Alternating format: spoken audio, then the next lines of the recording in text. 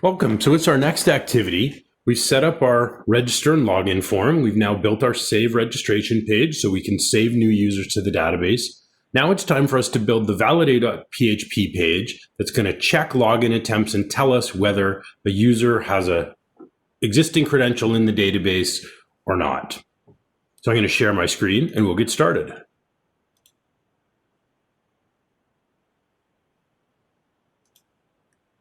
So right now we've got a login form, but when I attempt to log in, we get a 404 error because the page post to validate.php, we haven't built this page yet. So that's what we're going to do in this video. So in my Visual Studio Code, I'm going to create a new file with the name validate.php. This file name is important because if we look at our login page, it's sending our form action to validate.php, so we need a form with the same name.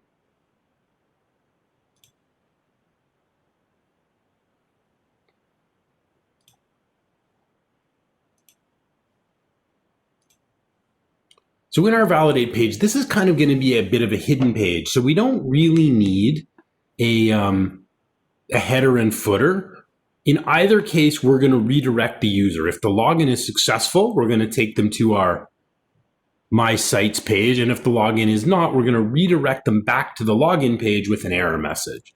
So we'll just put on a set of PHP tags here. I'll open and close the tags.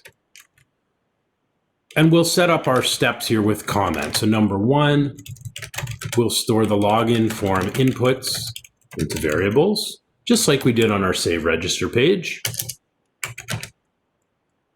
Step two, we'll connect to the database. Step three, we'll set up and execute the SQL query to check if these credentials exist.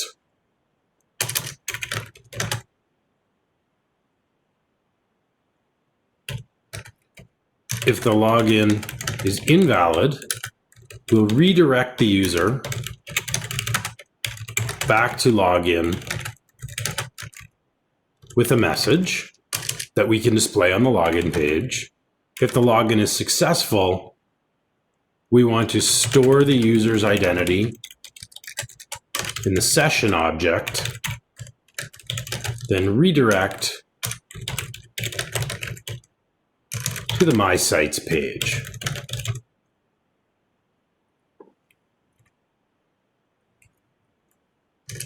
So those are the steps. So first we're going to create two variables. We'll create a new username variable.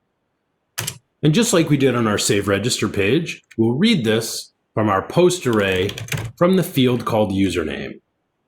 So on our login screen, we have a username input. We're going to store whatever the user types in into our username variable. We're going to do the same thing with password.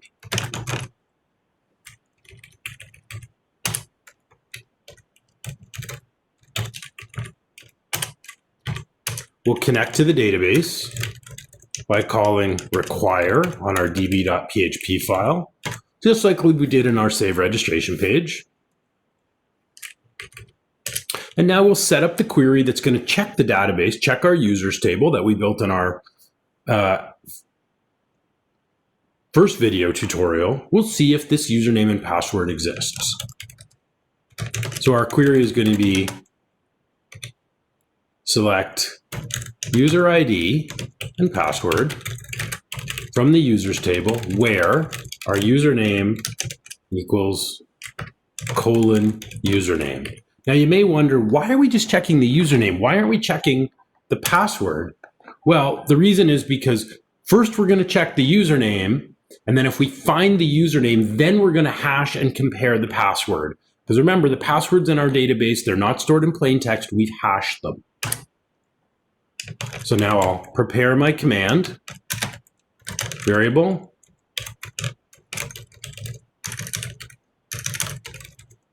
We'll prepare our connection to use our SQL query. And we need to populate the username parameter. So we'll call bind param. We want to fill our username parameter with our username variable and set out the data type as it's a string param that's 50 characters long. So this will take the username that was typed in our login page and populate it into the parameter of our SQL command. And then we'll execute our query so we can evaluate what comes back. Lastly, we'll set up a new variable called user, where we're going to fetch the query result into this user object. So if our username exists, our user object's populated. If there is no one with this username in our users table, our user object is going to be null.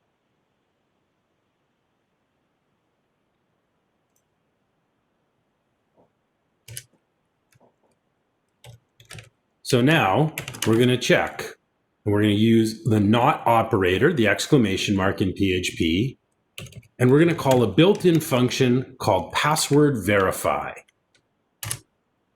So we're going to provide as our first parameter our password variable. And then our second parameter we're going to check is our user password. And we'll open a set of curly braces. So we're going to take the password typed in plain text, compare it to the hashed value inside our database.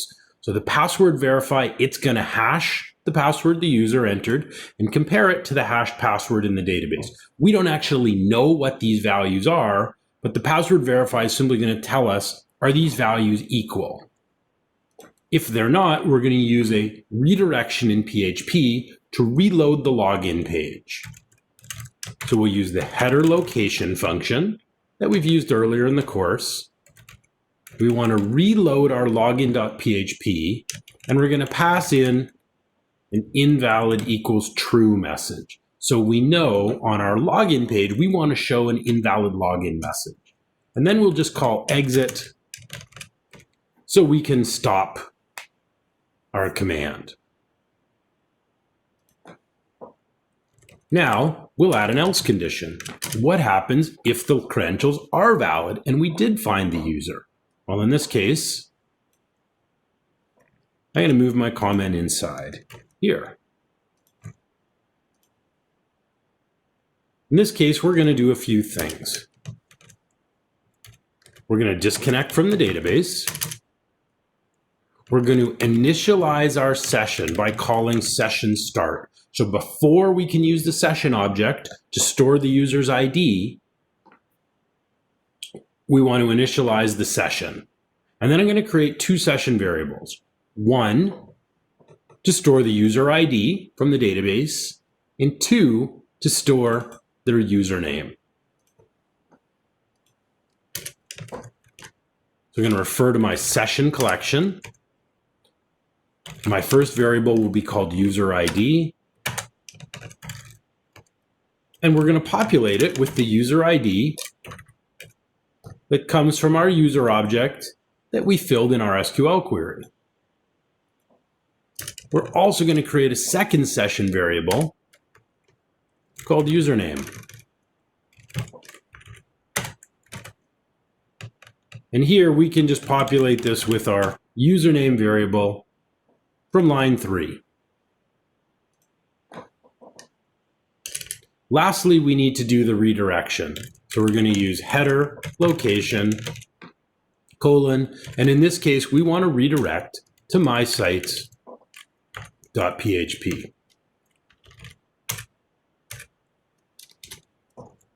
So there's our code. We only need the session if the login is valid.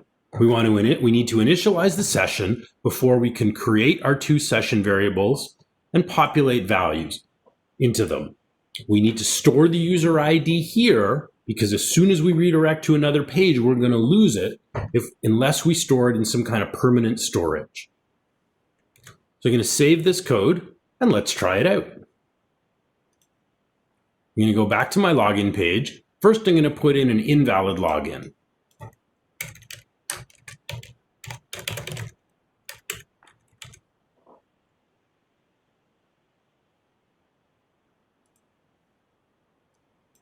I'll shrink my URL a bit just so we can see, shrink my site so we can see the URL. And when I click login, notice it brings me right back to my login page and now has a message, invalid equals true. So it shows in the browser, but I think we want to add a little message here to our login page. So I'm going to open up my login PHP, and at the top of my, underneath my H1, above my form, we'll just write a little logic here that will either show a blue banner with some instructions, or we'll show a red banner with an error message. So I'll add some set of PHP tags here. And I'll say if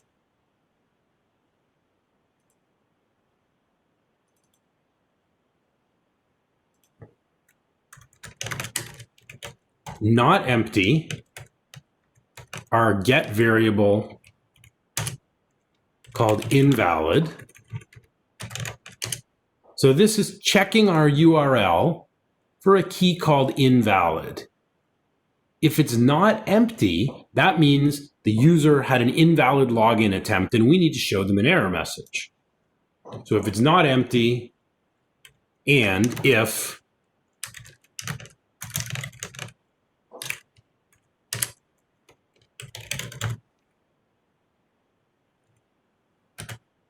it's equal to true,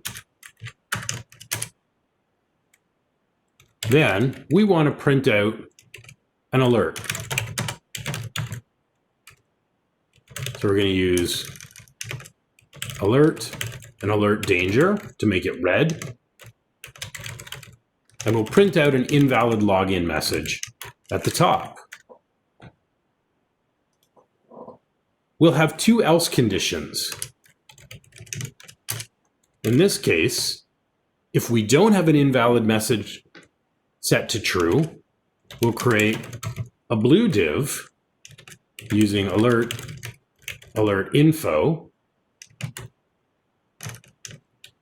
And this will just say, please enter your credentials. And we'll end the div. I also want this to show up as the default, so I'm going to copy it. And after this if statement, I'm going to create one more with an else, and I'll paste it in.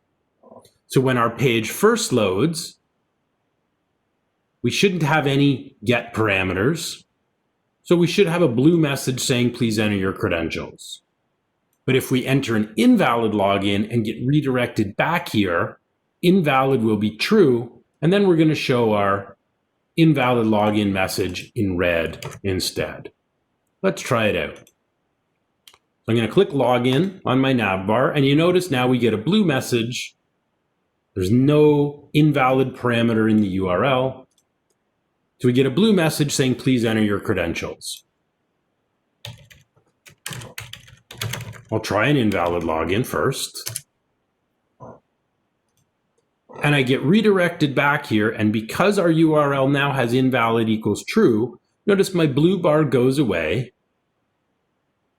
and my invalid login shows up. Now, does our login actually work? What if I try a valid login? I'll try test@test.com. And if my login is valid, I should get redirected to the My Sites page.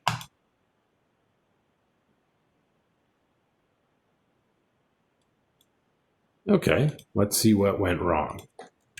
Test@test.com. I'll try and put in my correct password.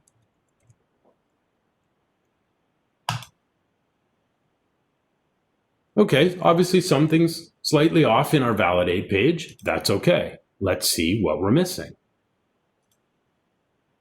I'll go back to validate. We've got our username. The problem is I've got an extra S here. So a little typo, 1 character is enough to trip me up. That's okay. That's what debugging is all about. That's just the process of web development. So I'll go back and I'll try to log in again. My browser already remembers my password.